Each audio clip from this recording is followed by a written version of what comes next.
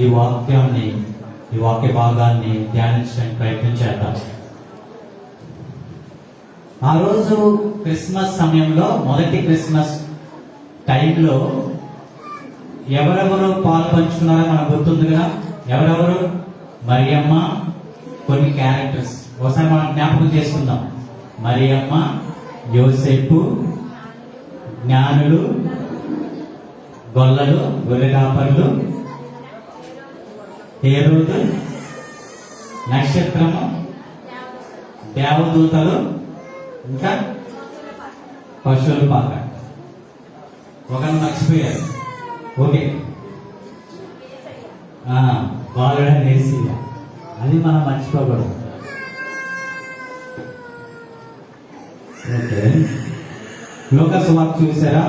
కొద్ది సమయమే నేనేమి నా ఆత్మీయ జీవితంలో నేర్చుకున్నానో ఆ పాఠాలు మీతో పంచుకోవాలని చిన్న ఆశ. దేవుని పేరట మనకంతా తెలిసిన వాక్య భాగమే మరొకసారి జ్ఞాపకం చేసుకుందాం. 2వ అధ్యాయము 9వ వచనం. ప్రభు దూత వారి యొద్దకు వచ్చి నిలిచెను. ప్రభు మహిమ వారి చుట్టూ ప్రకాశించినందున వారు మిక్కిలి భయపడిరి. అయితే ఆ దూత, భయపడకుడి, ఇదిగో ప్రజలందరికీ కలగబోవు మహా సంతోషకరమైన సువార్తమానము నేను మీకు తెలియజేయుచున్నాను. దావీదు పట్టణమందు నేడు రక్షకుడు మీ కొరకు పుట్టి ఉన్నాడు. ఈయనే ప్రభు అయిన యేసుక్రీస్తు. 2వ అధ్యాయం 10వ వచనము సెలవిస్తుంది, భయపడకుడి. దూత ప్రత్యక్షమైంది గొర్రెల కాపర్లకి. చెప్తుంది దూత, ఇదిగో ప్రజలందరికీ కలగబోవు మహా సంతోషకరమైన సువార్తమానము, గుడ్ న్యూస్, మహా సంతోషకరమైంది. జాయ్ అంటే సంతోషము, కానీ ఇంగ్లీష్లో ఉంటుంది మహా సంతోషాన్ని, ఎక్సీడింగ్ జాయ్ అంటే చాలా హ్యాపీనెస్. ఆ సువార్త, ఆ గుడ్ న్యూస్. మరి ఈరోజు క్రిస్మస్ 2000 సంవత్సరాల తర్వాత ఆ గుడ్ న్యూస్ మనకుందా? నిజంగా హ్యాపీ న్యూస్ అయినది. నిజంగా మన జీవితాల్లో ఆ సంతోషం ఉందా? బైబిల్ కరెక్ట్ అయితే మరి మన జీవితాల్లో కూడా సంతోషం ఉండాలి కదా. ఆదివారం సంతోషంగా ఉంటున్నాం. ఆదివారం అలాగే ఇటువంటి క్రిస్మస్ ఆరాధనలో తిరిగి ఇంటికి వెళ్ళిన తర్వాత మనం చేసే పనుల్లో, మనం చేసే ఉద్యోగం చోట, మనం ఉండే ప్రాంతంలో సంతోషం ఉందా లేదా? ఒకసారి చెక్ చేసుకుందామా? నిజం చెప్పాలి మీరు. సంతోషం ఉందా? బైబిల్ తప్ప? మరి బైబిల్ చెప్తుంది మహా సంతోషకరమైన సువర్తమానము నేను మీకు కలగజేయుచున్నాను అని 2000 సంవత్సరాల క్రితమే దూత ద్వారా దేవుడు చెప్పడం జరిగింది. మరి ఆ సంతోషము ఉందా లేదా?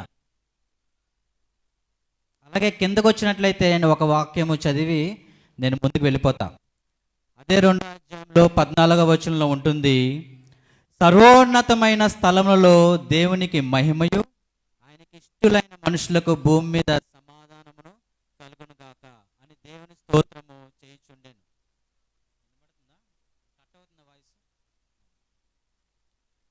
ఇక్కడ ఒక వచనాన్ని ఒకసారి నేను మీకు చదివి మళ్ళీ వినిపిస్తాను. మీరు ఇందాక చదివిన వచనము, ఇప్పుడు చదివిన వచనం ఒకసారి మీరు కంపేర్ చేసుకోవాలి. సర్వోన్నతమైన స్థలంలో దేవునికి మహిమయు ఆయనకి ఇష్టలైన మనుషులకు భూమి మీద సమాధానము. అందరికీ కాదంట, అర్థమైందా? ఆయనకి ఇష్టమైన మనుషులకు మాత్రమే సమాధానం. ఆ ముందేముంది? ఆ ముందు మనం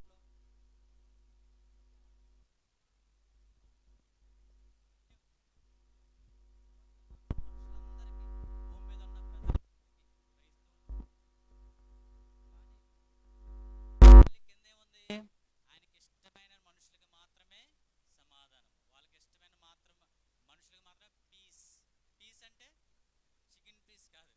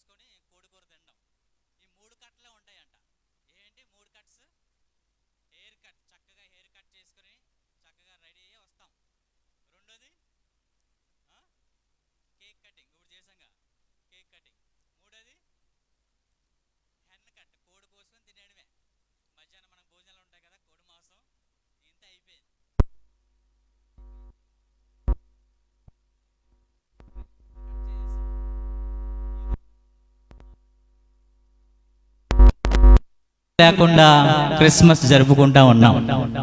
ఇవన్నీ ఉండాలి, ఇవి ఉండకూడదు అనుకోవట్లే. ఇవన్నీ మనకి ఆనందాన్ని ఇచ్చేవి, దేవుని స్తుతించేవి. కానీ దేవుణ్ణి విడిచిపెట్టేయకూడదు. దానివల్ల మనకు ఉపయోగము ఏమీ ఉండదు. క్రీస్తుని కట్ చేసేసారు. లోకంలో జరుగుతున్న క్రిస్మస్లన్నీ కూడా క్రైస్ట్ని కట్ చేసి మిగతా ఈ 3 కట్స్ చేస్తున్నారు. ఒకరోజంట ఒక చక్కగా ఒక బర్త్డే ఫంక్షన్, ఫస్ట్ ఇయర్ బేబీకి బర్త్డే ఫంక్షన్ జరుపుకుంటున్నారంట. అందరూ భార్యాభర్తలు ఇద్దరు కూడా వాళ్ళ కొలీగ్స్ని, వాళ్ళ ఫ్రెండ్స్ని, చుట్టుపక్కల ఉన్న వాళ్ళందరినీ ఇన్వైట్ చేశారు బర్త్డే ఫంక్షన్కి. ఆ రోజు కూడా ఇలాగే వింటర్ సీజన్ అంటే చలికాలంలో అందరూ కూడా కోట్లు, స్వెటర్స్ వేసుకొని వస్తారు కదా. నైట్ టైం మనం కూడా బాగా చలిగా ఉంది కాబట్టి స్వెటరు లేకపోతే కోటు వేసుకొని వస్తారు. అది ఫారెన్ కంట్రీ కాబట్టి లాంగ్ కోట్లు వేసుకొని, స్వెటర్స్, జాకెట్స్ వేసుకొని ఆ ఇంటికి వెళ్ళారంట, బర్త్డే గృహానికి. అక్కడ ఫ్యామిలీ భార్యాభర్తలు ఇద్దరు కూడా ఈ గెస్టులు అందరూ ఇంటికి వస్తున్నారని చెప్పేసి సాయంత్రం 6 అయిందని అందరూ వస్తున్నారు ఒక్కొక్కరని చెప్పి బయటకు వచ్చి ఒక్కొక్కరిని ఇన్వైట్ చేస్తున్నారంట. ఇన్వైట్ చేస్తూ ఉన్నప్పుడు ఒక్కొక్కరు బయట లోపలికి వస్తున్నారు. అలా మొదటి వ్యక్తి వచ్చాడు. వచ్చిన తర్వాత లోపలికి ఎంటర్ అయ్యాడంట. బెడ్రూమ్లోకి వెళ్ళిన తర్వాత తన లాంగ్ కోటు తీసేసి ఎక్కడైనా హ్యాంగ్ చేద్దామని హ్యాంగర్ ఎతికాడంట. హ్యాంగర్ కనిపించిపోయేసరికి పక్కన మంచం ఉంటే మంచం మీద తన కోటు వేసేసాడు. అలాగే టైం అయిపోయింది, బర్త్డే కేక్ కట్ చేయాలి, బాబు ఎక్కడ ఉన్నాడని చెప్పి అందరూ ఎదుగుతున్నారంట. బాబు ఏడి, బర్త్డే కేక్ కట్ చేయాలి కదా అని చెప్పి అందరూ ఎదుగుతూ ఉంటే బెడ్రూమ్లోకి వెళ్ళారంట, పై రూమ్లోకి వెళ్ళారంట. చూసారంట, బాబు కనిపించలేదంట. తర్వాత ఏమైనా ఎక్కడికైనా బయటకు ఆడుకోవడానికి వెళ్ళడేమో అని చుట్టుపక్కల ఉన్న వాళ్ళందరినీ, నైబర్స్ని, పక్కింటి వారిని, ఎదురింటి వారిని అందరిని అడిగారంట. ఎక్కడ బాబు కనిపించలేదు. అందరిలో టెన్షన్ మొదలైంది. ఏమైపోయాడు బాబు, ఏమైపోయాడు, ఇక్కడే ఉండేవాడు కదా, ఏమైపోయాడు అని ఎదుగుతూ ఉంటే అందరూ ఇంకా ఆ భార్యాభర్తతో సహా మిగతా వచ్చిన గెస్ట్లు, ఫ్రెండ్స్ అందరూ ఎదుగుతామని మొదలెట్టారంట. ఆ వీధంతా ఎక్కడికైనా వెళ్ళిపోయాడా లేకపోతే ఎవరైనా తీసుకెళ్ళిపోయారా అని. అప్పుడు అందులో ఒకరు వచ్చి ఆ మంచం మీద ఉన్న ఆ కోట్లు, ఆ స్వెటర్లు అన్నీ కుప్పగా ఉంటే ఒక్కొక్కటి తీస్తూ ఉన్నారంట. తీస్తూ ఉంటే ఆ చిన్న బాబు ఆ కోట్లు, ఆ స్వెటర్లు కింద ఊపిరాడక చనిపోయి ఉన్నాడంట. వాళ్ళు వచ్చింది దేనికి? క్రిస్మస్ జరుపుకోవడానికి, బర్త్డే. ఆ రోజు బాబు బర్త్డే కాబట్టి ఆ బర్త్డే ఫంక్షన్ జరుపుకోవడానికి, అవునా? కానీ ఏమైంది? అందరూ వచ్చారు. అందరూ వచ్చిన తర్వాత ఒక్కొక్కరు, మొదటి వ్యక్తి ఏం చేశాడు? కోటు వేశాడు. తర్వాత వ్యక్తి వచ్చాడు. అతను అనుకున్నాడు అక్కడ కోటు వేయాలేమో, ఇక్కడెక్కడ హ్యాంగర్స్ లేవు కదా అని చెప్పి అతను స్వెటర్ వేశాడు. ఇంకొక వ్యక్తి వచ్చాడు, అతను కోట్ వేసాడు. ఇంకొక వ్యక్తి వచ్చాడు, అతను జాకెట్ వేశాడు. అలా ఒకరి తర్వాత ఒకరు అలా వచ్చిన 50-60 మంది వాళ్ళు తీసిన కోట్, జాకెట్, స్వెటర్స్ అక్కడ వేశారు. బాబుని చూసుకోలేదు పాపం వాళ్ళు. బాబుని చూసిపోయేసరికి బాబు చనిపోయి ఉన్నాడు. ఎంత షాక్గా ఉంటుంది చెప్పండి పేరెంట్స్కి, ఎంత బాధగా ఉంటుంది. అసలు రీజన్ ఏంటంటే పుట్టినరోజు జరుపుకోవడానికి వచ్చారు. ఆ బాబు గురించే కదా వాళ్ళు వచ్చింది. బాబు బర్త్డే జరుపుకోవడానికే కదా, ఫస్ట్ బర్త్డే జరుపుకోవడానికి. ఆ వచ్చిన తర్వాత అందరూ వాళ్ళ ఫ్రెండ్స్ని కలుసుకోవడానికి చక్కగా వాళ్ళు వేసుకున్న డ్రెస్సులు చూసుకొని, నా డ్రెస్ చూసావా ఎలా ఉందో, నువ్వు ఎక్కడ కొనుక్కున్నావు, నువ్వు ఎక్కడ ఉద్యోగం చేస్తున్నావు, నువ్వు ఎక్కడ ఉంటున్నావు, యోగక్షేమాలు అందరూ మాట్లాడుకుంటాము ఉండి బిజీ అయిపోయారు. అసలైన బాబుని మర్చిపోయారు. ఏమైంది అక్కడ? బాబు చనిపోవడం జరిగింది. ఈరోజు కూడా క్రిస్మస్ ఆ విధంగా తయారైపోతుంది. మనము ఎంటర్టైన్మెంట్ అని మనం ఏం చేస్తున్నామంటే, బయట అన్యులు ఏ విధంగా పండగలు చేసుకొని తాగుతూ తుల్లుతూ ఏ విధంగా వాళ్ళు చేసుకొని, మనకు తెలుసు కదా ఎలా చేసుకుంటారో. ఇంక వాళ్ళకి దేవుడికి సంబంధం ఉండదు. ఎంటర్టైన్మెంట్, పెద్ద డీజే పెట్టుకొని, పెద్ద సౌండ్లు పెట్టుకొని, వీధంతా వినబడుతూ, డాన్సులు వేసుకుంటూ, తాగుతూ తిరుగుతూ ఇష్టానుసారంగా చేసుకుంటూ ఉంటారు. అదేవిధంగా మన క్రిస్మస్ జరుపుకుందామా? No my friends. మన క్రిస్మస్ జరుపుకునేది దేవుణ్ణి మహింపరచడానికి. దేవుడు ఉండాలి. మనం ఏ పని చేసినా దేవుడు ఉండాలి. అందులో ఒక నాట్యం చేస్తున్నామా, అందులో దేవుడు ఉండాలి. అంటే దేవుని వాక్యం ద్వారా మనం నాట్యం వేయాలి. అందులో ఒకవేళ స్కిట్ వేస్తున్నామా, అది వాక్యానుసారంగా ఉండాలి. ఏదన్నా కార్యక్రమం జరుపుకుంటున్నామా, అది వాక్యము బయటికి వెళ్ళకూడదు, వాక్యము దాటి వెళ్ళిపోకూడదు. మనం చేసే ప్రతీది కూడా మనం పాటలు పాడినా లేకపోతే ఏదైనా ప్రోగ్రాం చేసినా దేవుని వాక్యాన్ని మనము దృష్టిలో పెట్టుకొని ఆ వాక్యానుసారంగా వెళుతూ అది ఏమవ్వాలి, చివరికి దేవుడు మహింపరచబడాలి. నన్ను గణపరచువారిని నేను గణపరుస్తాను. నన్ను నేను గణపరుచుకుంటే దేవుడు పక్కకి పెట్టేస్తాడు. మన జీవితంలో మనము ఎదగాలన్నా, దేవుని ఇష్టంగా దేవునికి ఇష్టలుగా మనం ఉండాలన్నా ఇక్కడ వాక్యం సెలవిస్తుంది ఏమనుంది, దేవునికి ఇష్టమైన వారికి మాత్రమే సమాధానము. ఈ ప్రపంచంలో చాలామంది చాలా డబ్బు సంపాదించుకునే ఉన్నారు, చాలామంది. నేను హైదరాబాదులో సాఫ్ట్వేర్ కంపెనీలో ప్రాజెక్ట్ మేనేజర్. నా కింద ఒక 50 మంది టీం ఉంటుంది, వాళ్ళందరినీ హ్యాండిల్ చేసే ఒక మేనేజర్ పోస్ట్ నాది. ఈ మేనేజర్ పోస్ట్ నా గొప్పతనం నేను ఎప్పుడు అనుకోను, దేవుడు నాకు ఇచ్చాడు. అందుకు ఆ బిజీ లైఫ్లో, ఆ ఉద్యోగంలో ఎంత బిజీగా ఉన్నా, టైం లేకపోయినా దేవుని వాక్యము చెప్పడానికి ఎవరు పిలిచినా వెళ్ళి చెప్పడానికి నేను ఇష్టపడతాను. అలాగే దేవునికి సమయం ఇవ్వడానికి ఇష్టపడతాం. ఎందుకు నేను మీతో చెప్తున్నానంటే, ఒక్కొక్కసారి మనం డివేట్ అయిపోతూ ఉంటాం. ఎంత మనము దేవునిలో ఉన్న పర్వాలేదులే అనుకుంటాం, కానీ మనము క్రిస్మస్ అనేది ఎందుకు అనేది మర్చిపోకూడదు. క్రిస్మస్ అంటే ఏంటి? క్రీస్తుని ఆరాధించుట. Christ mass. మాస్ అంటే ఆరాధన, క్రీస్తుని ఆరాధించుట. ఒకసారి చాలామంది క్యారెక్టర్స్ మనం చెప్పాం ఇందాక. ఆ రోజు క్రిస్మస్లో ఎంతమంది, అంతమందిని మనం కవర్ చేయలేం, కానీ ఒక జ్ఞానుల దగ్గరికి వెళ్దాం. జ్ఞానుల నుంచి మనం ఏ పాఠం నేర్చుకోవచ్చు? సింపుల్గా మనం మీరు చాలా క్రిస్మస్ ప్రసంగాలు విని ఉంటారు కదా. ఈ పాటకి మీకు మైకిస్తే మీరే చెప్పేస్తారు క్రిస్మస్ ఉపమానాలు. ఎప్పటి నుంచో, చిన్నప్పటి నుంచి మనం వింటూనే ఉన్నాం. కానీ మనం నిర్లక్ష్యం చేసేది, గుర్తుపెట్టుకోవాల్సింది కొన్ని మాటలు గుర్తు చేసుకొని అది మనము మన జీవితంలో ప్రాక్టీస్ చేయడానికి ప్రయత్నం చేద్దాం. మత్తయి సువార్త 2వ అధ్యాయము జ్ఞానుల గురించి ఇక్కడ రాయబడడం జరిగింది. ఇది మనము చదువుకొని ముందుకు వెళ్దాం.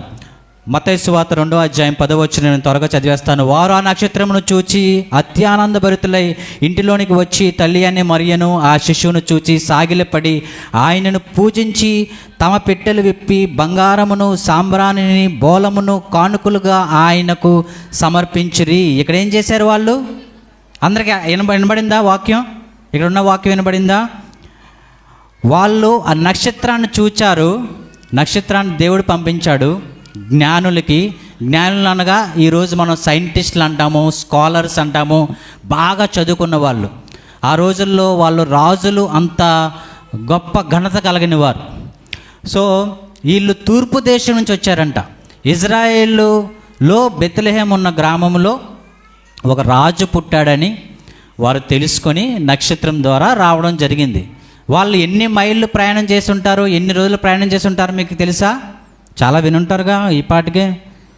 2 సంవత్సరాలు కాలం వాళ్ళు ప్రయాణం చేశారంట ఒంట్ల మీద.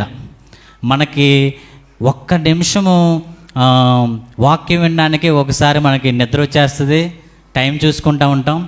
ఎక్కువగా వాచ్ ఎక్కడ చూస్తారంటే తెలుసా? చర్చిలోనే చూస్తారట. వాచ్ టైం ఎంత అయింది, టైం ఎంత అయింది చర్చిలో చూస్తారట. బయట ఫోన్ వస్తుంది కదా ఇప్పుడు అందరికీ, స్మార్ట్ ఫోన్స్, ఇలా తిప్పుతూనే ఉంటారు.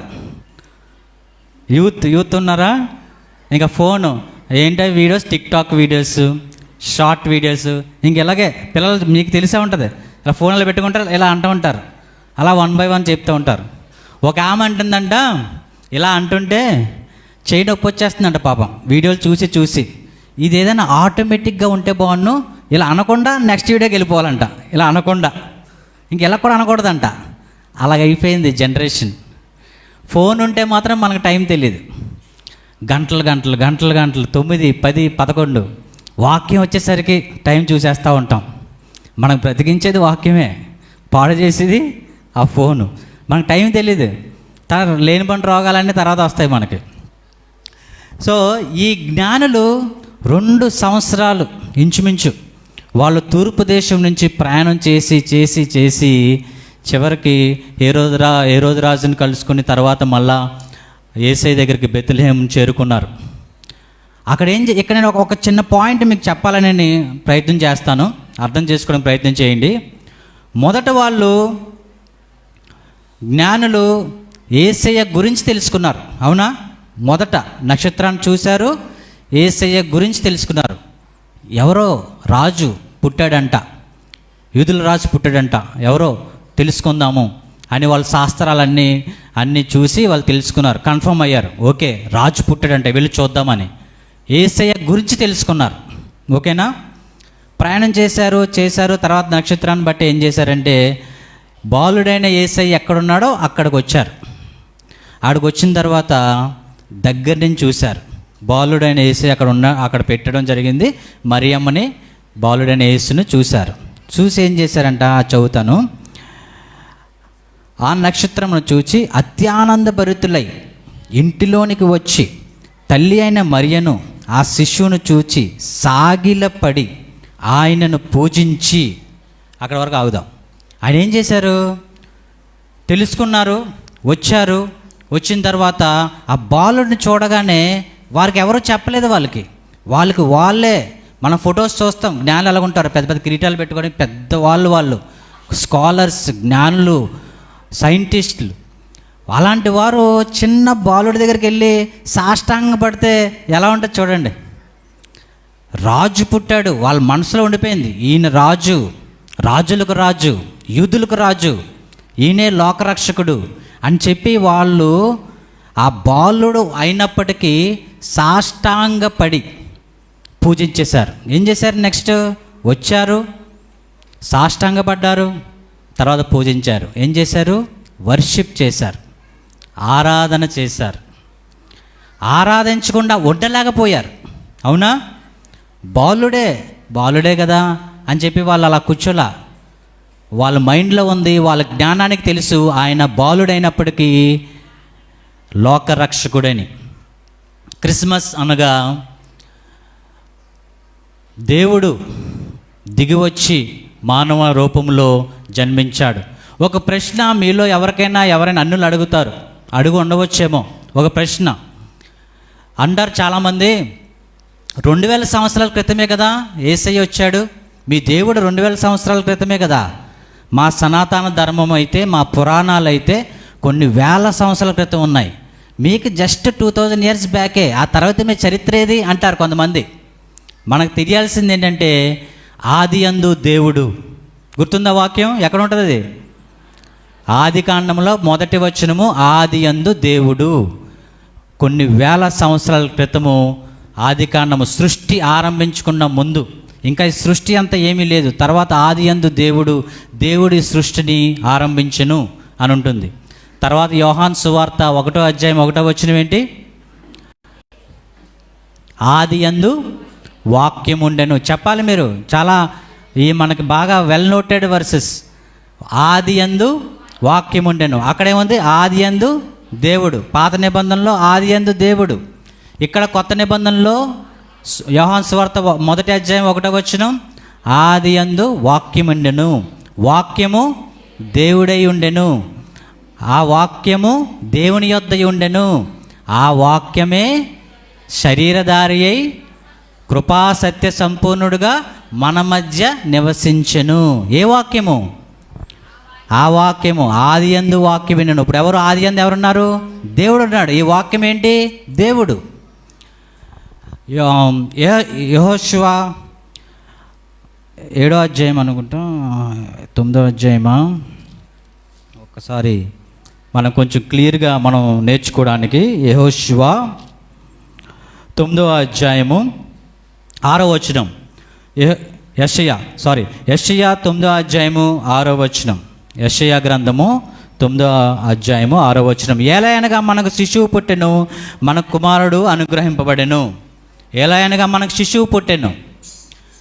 ఆది యందు వాక్యం ఉండెను, వాక్యం దేవుడై ఉన్నాడు. ఆ దేవుడు ఎవరు? త్రిత్వమైన దేవుడు, ఆది యందు దేవుడు. మరి ఆది యందు యేసుక్రీస్తు అని లేదు కదా. ఆది యందు దేవుడు అంటే త్రిత్వమైన దేవుడు, ట్రయూనియన్ గాడ్. ఆది యందు దేవుడు ఉన్నాడంటే తండ్రి అయిన దేవుడు ఉన్నాడు, కుమారుడైన దేవుడు ఉన్నాడు, పరిశుద్ధాత్మ దేవుడు ఉన్నాడు. వీళ్ళు ముగ్గురు కలిపి దేవుడుగా బైబిల్లో మనం నేర్చుకుంటాం. త్రిత్వము, ఆ కుమారుడే మనకు అనుగ్రహింపబడాను. ఇప్పుడు చదివిన వాక్యం మళ్ళీ, ఏలయనగా మనకు శిశువు పుట్టెను, మనకు కుమారుడు అనుగ్రహింపబడను. ఏ కుమారుడు? ఆదియందు కుమారుడైన దేవుడు.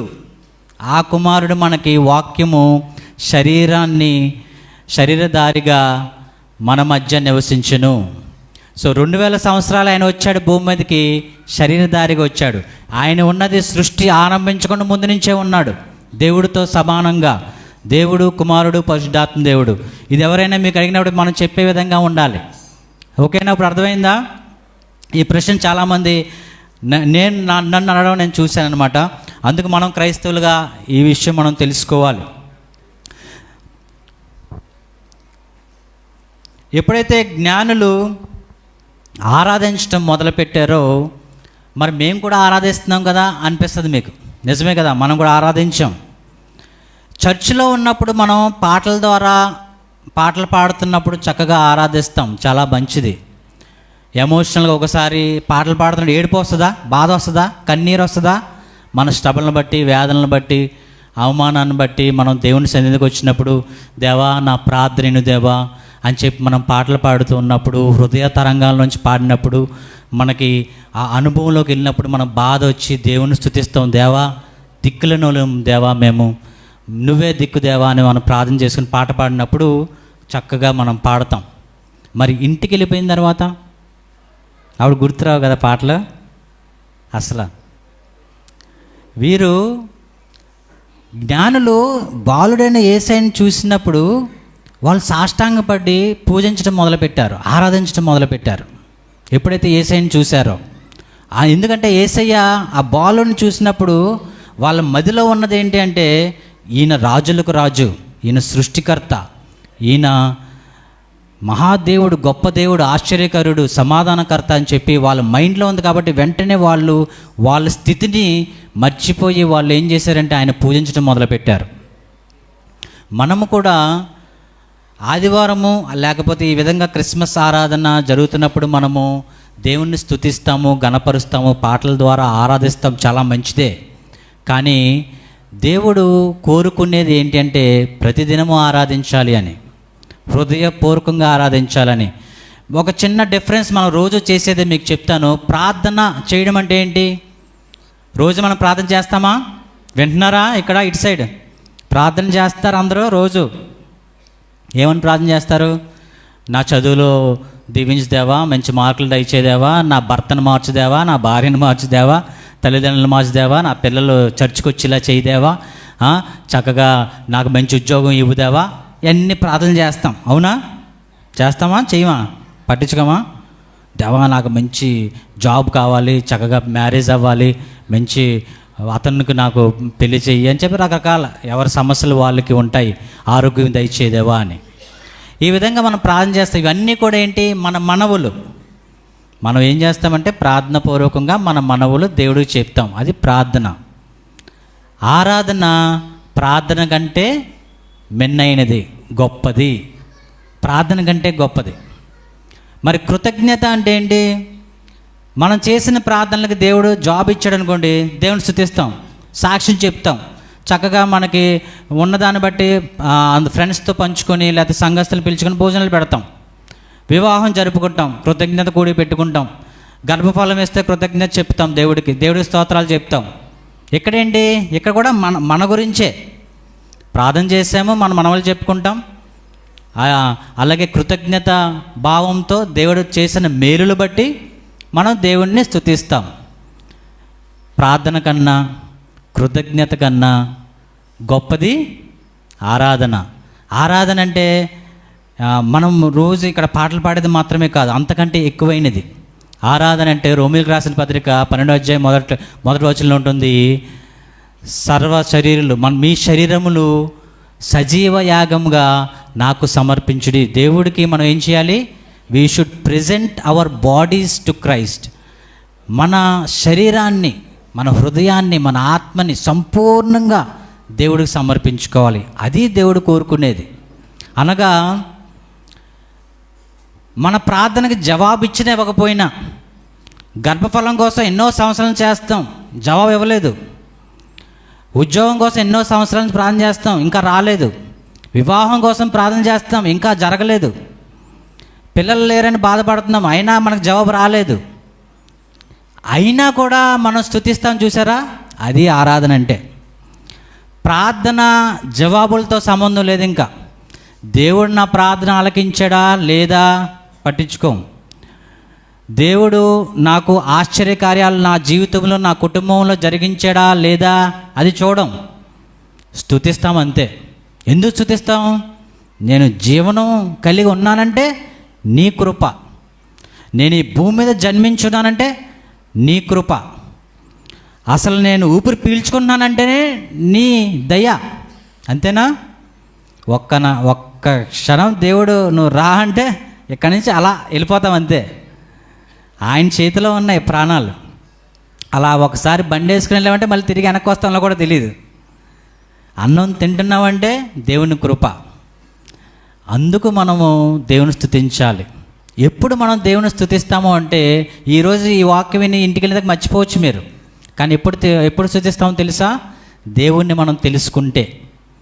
దేవుడు ఈ లోకాన్ని రక్షించడానికి వచ్చాడు. ఆయన లోకరక్షకుడు, మనకు నిత్య జీవాన్ని ఇవ్వడానికి వచ్చాడు.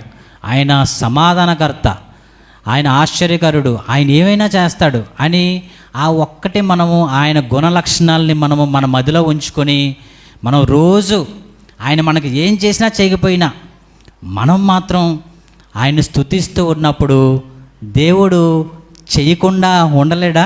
ఉండగలడా? చెప్పండి.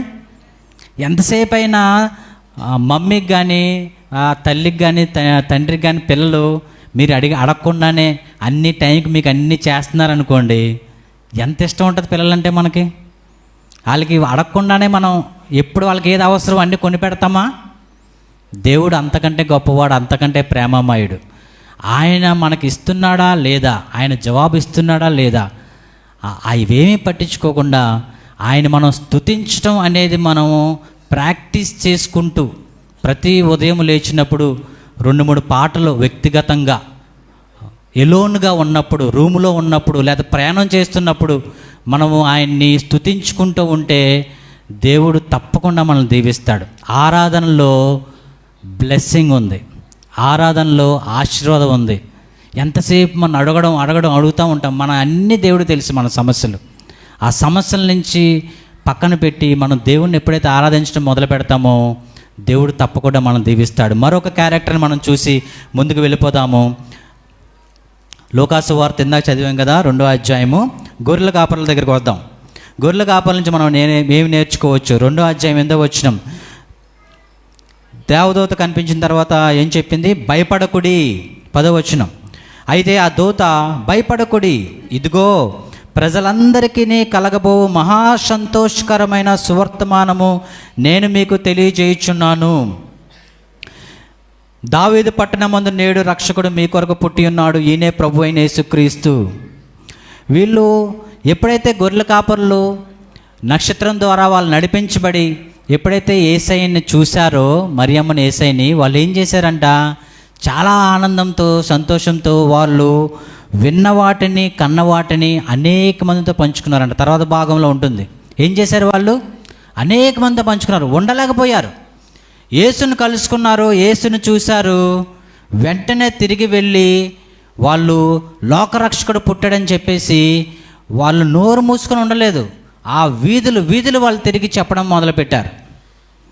ఆ విధంగా మనం ఉన్నామా? ఉన్నామా? ఈ క్రిస్మస్ సందర్భంగా డిసెంబర్ మొదలైందంటే క్రిస్మస్ సీజన్ మొదలవుతుంది, అవునా? ఎంతమందికి మీరు యేసయ్య గురించి చెప్పారు? పక్కింటి వారికి చెప్పారా? ఎదురింటి వారికి చెప్పారా?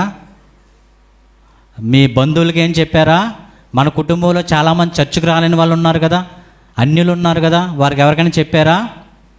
ఆ రోజు గొర్రెల కాపరులు చేసింది ఏంటంటే, యేసయ్యని చూడంగానే వాళ్ళు ఆ అద్భుతాన్ని, ఆశ్చర్యకరాన్ని, విన్నవాటిని కన్నవాటిని వాళ్ళు కనిపించిన ప్రతి ఒక్కరు చెప్పుకుంటూ వెళ్ళిపోయారంట.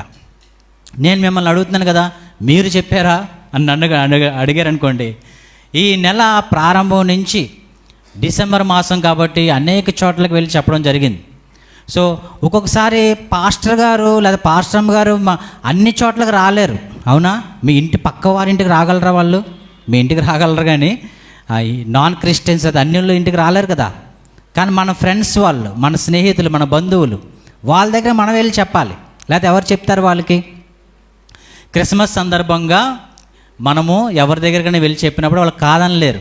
ఇదే సందర్భం పురస్కరించుకుని ఏం చేసామంటే, మేము ఈ నెలలో హైదరాబాదులో ఎక్కడైతే హాస్టల్స్ ఉన్నాయో, ఈ విధంగా ఊర్ల నుంచి, రాజమండ్రి, కాకినాడ చుట్టుపక్కల నుంచి, వేరే ఆంధ్ర నుంచి వచ్చి అక్కడ హాస్టల్స్లో జాయిన్ అయ్యి సాఫ్ట్వేర్ జాబుల కోసం లేదా ఇతర ప్రయత్నాలు చేస్తూ ఉంటారు, ఉద్యోగాల కోసం హాస్టల్స్లో ఉంటారు వాళ్ళు. వాళ్ళ దగ్గరికి వెళ్ళిపోయాం మేము, కేక్ పట్టుకొని, కేకు క్యాలెండర్ పట్టుకొని వెళ్ళి అందరూ హిందూస్, అందరూ వేరే వేరే వాళ్ళు అనమాట, చర్చికి రాలేని వాళ్ళు. వెళ్ళిపోయి ఏం చేసామంటే, కేక్ కటింగ్ చేస్తాము, కొంచెం అవకాశం ఇస్తారా అనేసి స్నాక్స్ కూడా పట్టుకెళ్ళాం. అలా అనేక హాస్టల్స్ దగ్గరికి వెళ్ళి కేక్ తీసుకుని వెళ్ళడం. కేక్ కట్ చేయండి అంటారు, అంతేగా కేక్ కట్ చేస్తారంటే ఎవరు వద్దంటారు? కేక్ కట్ చేయండి అన్నారు. ఓకే, కేక్ కట్ చేసే ముందు ఒక 4 మాటలు క్రిస్మస్ గురించి చెప్తామే, వింటారా అంటే ఇంకా వాళ్ళు తప్పకుండా పరిస్థితిలో ఓకే చెప్పండి అనేవాళ్ళు. వెళ్ళడం, అందరూ ఇలాగే కూర్చొని ఉండేవారు. ఒక 30 మంది, 40 మంది, 50 మంది, ఒక్కొక్క హాస్టల్లో 50, 100 మంది అలా ఉండేవారు. వెళ్ళడం, కేక్ అక్కడ పెట్టడం, పాటల పుస్తకం తీయడం, క్రిస్మస్ కదా ఒక క్రిస్మస్ పాట పాడుకుంటాం ఓకేనా అంటే వాళ్ళు ఓకే అనేవారు. ఒక పాట పాడేయడం. యేసుక్రీస్తు ఎందుకు వచ్చాడో తెలుసా, అసలు క్రిస్మస్ అంటే ఏంటో తెలుసా మీకు? వాళ్ళందరూ ఎవరో హిందూస్, పక్కా హిందూస్ అనమాట. మీకు తెలుసా అంటే ఇంకా మనం అడిగినప్పుడు కొంతమంది తెలుసు, కొంతమంది ఏమో తెలియదు చెప్పండి అన్నప్పుడు వెళ్ళి, యేసుక్రీస్తు రాజులకు రాజు, ఆయన ఆదియందు ఆయన ఉన్నాడు, ఆదియందు వాక్యం ఉంది, వాక్యం దేవుడై ఉన్నాడు. కానీ దేవుడు దగ్గరికి మనిషి చేరుకోలేకపోతున్నాడు. ఎన్నో ప్రయత్నాలు చేస్తున్నాడు, ఎన్నో ప్రయత్నాలు చేస్తున్నప్పటికీ మనిషి దగ్గరికి చేరుకోలేకపోతున్నాడు. ఎందుకంటే దేవుడు అనంతుడు కాబట్టి. మూన్ వరకు వెళ్ళాడు, చంద్రుడి వరకు వెళ్ళాడు, కానీ ఇంకా చేరుకోలేకపోతున్నాడు మనిషి. ఎందుకు? మనిషి పరిమితులు ఉన్నాయి కాబట్టి వెళ్ళలేకపోతున్నాడు. అప్పుడు ఎన్నో ప్రయత్నాలు, మతం, ఎన్ని మతాల ద్వారా మనం ప్రయత్నాలు చేస్తూ ఉన్నాడు మనిషి. అప్పుడు దేవుడు తలిచాడు. ఒకరోజు జరిగింది 2000 సంవత్సరాల క్రితము. ఆ దేవుడే సింహాసనాన్ని విడిచిపెట్టి, ఆయన మహిమను వదిలిపెట్టి, ఆయన దేవుడై ఉండి కూడా శరీరధారిగా, బాలుడుగా కన్య మరియమ్మ ద్వారా, గర్భం ద్వారా జన్మించడం జరిగింది.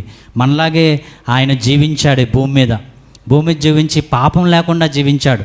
నాలో పాపం ఉంటే మీరు ఎవరైనా చూపించగలరా అని ఛాలెంజ్ విసిరాడు. ఆ రోజుల్లో ఎవరో కూడా ఆయన్ని నిరూపించలేకపోయారు, ఆయనలో తప్పు ఉందని, దోషం ఉందని. ఆ విధంగా ఆయన పరిశుద్ధుడిగా జీవించి ఆయన ఏం చేశాడంటే, దేవుడైనప్పటికీ మనిషి చేరుకోలేడు కాబట్టి మన మధ్య నివసించి సిలువ ద్వారా మరణించి ఆయన రక్తం ద్వారా మనం చేసే ప్రతి పాపాన్ని ఆయన క్షమిస్తాడు. మీలో ఎవరైనా ఏ పాపమైనా, ఏ బలహీనత అయినా, ఏదైనా వీక్నెస్ ఉంటే దేవుడి దగ్గర రండి, ఆయన రక్తం ద్వారా మిమ్మల్ని క్షమిస్తాడు, మీకు నిత్య జీవం తీసుకెళ్తాడంటే ఎంత సంతోషంగా విన్నారో వాళ్ళు. అవునా, నిజమా అని చెప్పి వాళ్ళందరూ హిందూస్ అయినప్పటికీ చక్కగా విన్నారు. వినిన తర్వాత కొద్దిమంది అయితే ప్రార్థనలు కూడా చేయించుకోవడం జరిగింది. వాళ్ళకి వేరే స్కోప్ లేదు తప్పించుకోవడానికి. క్రిస్మస్ కదా, ఇంక వెళ్ళాము, కేక్ ఉంది, మనం చెప్పిన మాటలు విన్నారు. వాళ్ళు వినిన తర్వాత చక్కగా దేవుడి గురించి చెప్పాము, ఎందుకు యేసయ్య వచ్చాడో చెప్పాము, క్రిస్మస్ అంటే ఏంటో చెప్పాము, విన్నారు, సంతోషించారు. తర్వాత వాళ్ళ ఫోన్ నంబర్లు కూడా ఇచ్చారు, చర్చికి కూడా వస్తామన్నారు కొంతమంది హిందూస్ అయినప్పటికీ. సో నేను మీతో పంచుకునేది ఎందుకు అంటే, మనము ప్రతి వారము మందిరంకి వస్తాం, మంచిదే, మనము రోజు చెప్పటే ఏదో అనుకోవచ్చు. కానీ క్రిస్మస్ ఉంది కదా, క్రిస్మస్ సందర్భంగా మనం ఏదైనా చెప్తే వాళ్ళు వినే అవకాశం ఉంటుంది. వాళ్ళు సాధారణంగా నో చెప్పలేరు. మిగతా టైంలో మాకు తెలుసులే మీ గురించి అని చెప్పవచ్చు, కానీ ఈ టైంలో మనం చెప్పిన మాటలు వింటారు. సో అంచేత మనం నేర్చుకునే మాటలు ఏం చేయాలి? ఇంకా కొన్ని రోజులు ఉంది 31st వరకు, ఇంకా 1st తరగతి. మీకు ఉన్న పరిధిలో, మీరున్న చోట కొద్ది మాటలు దేవుడి కోసం పంచుకున్నప్పుడు దేవుడు మహింపరచబడతాడు. మనం ఏం చేసినా కూడా దేవుని మహింపరిచే విధంగా ఉండాలి. మనం క్లోజ్ చేద్దాము. చివరిగా యెషయా గ్రంథము ముందు చదువుకున్న వచనం చదువుకొని ఇంకా ముగించేద్దాము. యెషయా గ్రంథము 7వ అధ్యాయము 6వ వచనం చదువుకొని ముగించుకుందాం. ఎలా అయినగా మనకు శిశువు పుట్టెను, మన కుమారుడు అనుగ్రహింపబడెను. ఈ రెండు మనం చెప్పుకున్నాం కదా. మనకు శిశువు పుట్టెను, మన కుమారుడు అనుగ్రహింపడెను. ఆయన భుజం మీద రాజ్యభారముండును. ఆశ్చర్యకడు, ఆలోచనకర్త, బలవంతుడైన దేవుడు, నిత్యుడగు తండ్రి, సమాధానకర్తయగు అధిపతి అని అతనికి పేరు పెట్టబడను. ఆయన ఆశ్చర్యకరుడు, అలాగే ఆలోచనకర్త. మనం ప్రతీది కూడా మన చదువులో కానీ, ఉద్యోగంలో కానీ, వివాహ విషయంలో కానీ ఏదైనా ఒక ఆలోచన చేయాలన్నా, ఒక నిర్ణయం తీసుకోవాలన్నా దేవుడికి చెప్పినట్లయితే మంచి ఆలోచన చెప్తాడు. ఎందుకు అంటే ఆయన ఆలోచనకర్త కాబట్టి. సమాధానకర్త. మనకి పీసులు మనం వండుకుంటాం, మనం చికెన్ పీసులు మనకు వస్తాయి, కానీ పీస్ మన జీవితంలో రాదు. డబ్బు సంపాదించుకున్నవాడు అలాగే ఉన్నాడు, డబ్బు తక్కువ ఉన్నవాడు కూడా అలాగే ఉన్నాడు. ఇద్దరికి కూడా సమాధానం లేదు ఈ లోకంలో. ఎప్పుడు సమాధానం వస్తుందంటే యేసుక్రీస్తు అందరికీ ప్రభువు, ఆయన లోకరక్షకుడు. మన హృదయంలోకి ఆయన మనం ఆహ్వానించినట్లయితే తప్పకుండా ఆయన మనకు సమాధానం ఇస్తాడు. సో ఒకటి మాత్రం మీరు మర్చిపోకపోయినా ఒకటి మాత్రం గుర్తుపెట్టుకోండి, దేవుణ్ణి ఆరాధించినప్పుడు మన మనవులు, మన అవసరాలు దేవుడు ఆటోమేటిక్గా తీరుస్తాడు. ఆరాధన అనేది చాలా ప్రాముఖ్యమైనది. అది మన హృదయంలో నుంచి రావాలి. దాన్ని గొప్ప గొప్ప పాటలు మనకు రావవసరం లేదు. దేవుణ్ణి తలుచుకొని మనకు వచ్చి రాని మాటలతో, ఒంటరిగా ఉన్నప్పుడు, ప్రయాణం చేసినప్పుడు, బాధలో ఉన్నప్పుడు, కష్టంలో ఉన్నప్పుడు మన దేవుడితో ఒక తండ్రితో మాట్లాడినట్టుగా, నిత్యుడగు తండ్రి అని ఉంది కదా బైబిల్లో. ఆయన ఎప్పుడు మనకు తండ్రే. దిక్కు లేని వారికి, తల్లిదండ్రులు లేని వారికి ఆయన ఎప్పుడు తండ్రిగా ఉంటాడు. ఆయనకి మనకు వచ్చి రాని పాటలతో ఆయన మనం కీర్తించినప్పుడు, ఆ సృష్టికర్తని కీర్తించినప్పుడు, ఆరాధించినప్పుడు మన సమస్యల నుంచి ఆయన విడిపించి ఆయన మనల్ని గణపరుస్తాడు. ఎందుకు? నన్ను గణపరచువాన్ని నేను గణపరుస్తాను. ఓకేనా? నశించిన దాన్ని వెతికి రక్షించుటకు మనుష్య కుమారుడు భూమి మీదకి వచ్చాడు. ఈ వచనాలు మనము ఎప్పుడు మన జీవితంలో ప్రాక్టీస్ చేసుకుంటూ, ఆరాధన మాత్రం మర్చిపోకండి. సండే లేదా క్రిస్మస్ వరకు పరిమితం కాదు ఇది. మన జీవితంలో ఆరాధన ప్రతిరోజు మనం చెయ్యాలి. ఆరాధన చేయాలంటే ఇంకొక విషయము, దేవుణ్ణి ఎరిగిన వారమే ఉండాలి. దేవుణ్ణి దగ్గరగా మనం చూడాలి. మన సంఘం పేరేంటి? ప్రేయర్ ఫెలోషిప్, సహవాసము. ఎప్పుడైతే ఆ సహవాసం మనం దేవునితో కలిగి ఉంటామో, ఆ కనెక్షన్ ఎప్పుడైతే ఉంటుందో మనం దేవుణ్ణి వ్యక్తిగతంగా ఆరాధించడం మొదలు పెడతాం. వ్యక్తిగతంగా ఆరాధించినప్పుడు ఏమవుతుందంటే ఆయన మనకి ఏమి ఇచ్చినా ఇవ్వకపోయినా ఆరాధిస్తూ ఉంటాం. ఆ ఆరాధన ద్వారా దేవుడు మహింపరచబడతాడు, దేవుడు గణపరచబడతాడు. తద్వారా మన జీవితాల్ని ఆయన వృద్ధి చేసి క్షేమంగా, సమాధానంగా ఉంచుతాడు. ప్రార్థన చేసుకుందాం. పరిశుద్ధుడైన తండ్రి, మీకే స్తుతులు స్తోత్రాలు ప్రభువా. ఆరాధనకు యోగ్యుడు అయిన దేవా, నీకే వందనాలు ప్రభువా. ఈరోజు క్రిస్మస్ జరుపుకుంటున్నాము. మరి ప్రభువా నాయన, మేము క్రీస్తుని పక్కన పెట్టకుండా, మీ వాక్యాన్ని పక్కన పెట్టకుండా నాయన, మిమ్మల్ని, మీ వాక్యాన్ని మేము ఇంకా ఎక్కువగా తెలుసుకుంటూ మిమ్మల్ని గణపరిచేవారిగా, మిమ్మల్ని ఆరాధించేవారిగా మేము ఉన్నట్టుగా సహాయం దయచేయండి. నిజమైన క్రిస్మస్, నిజమైన ఆరాధన మా జీవితాల్లో ఈ రోజు నుంచి కలిగి ఉండటానికి కూడి వచ్చిన అందరితో మీరు మాట్లాడి, వారు ప్రభువా ప్రతిరోజు మిమ్మల్ని గుర్తు చేసుకుంటూ, ఆరాధిస్తూ, మిమ్మల్ని గణపరుస్తూ ఉండులాగున సహాయం దయచేయమని, మమ్మల్ని అందరినీ మీ హస్తాల్లోకి తీసుకోమని ప్రభువా, హృదయంలో నుంచి మీరు ఆరాధించాలని ఆశపడుతున్నారు. అటువంటి హృదయం మా అందరికీ దయచేయమని యేసు అని మీ శ్రేష్టమైన నామంలో ప్రార్థన సమర్పించుకుంటున్నాం తండ్రి. ఆమెన్.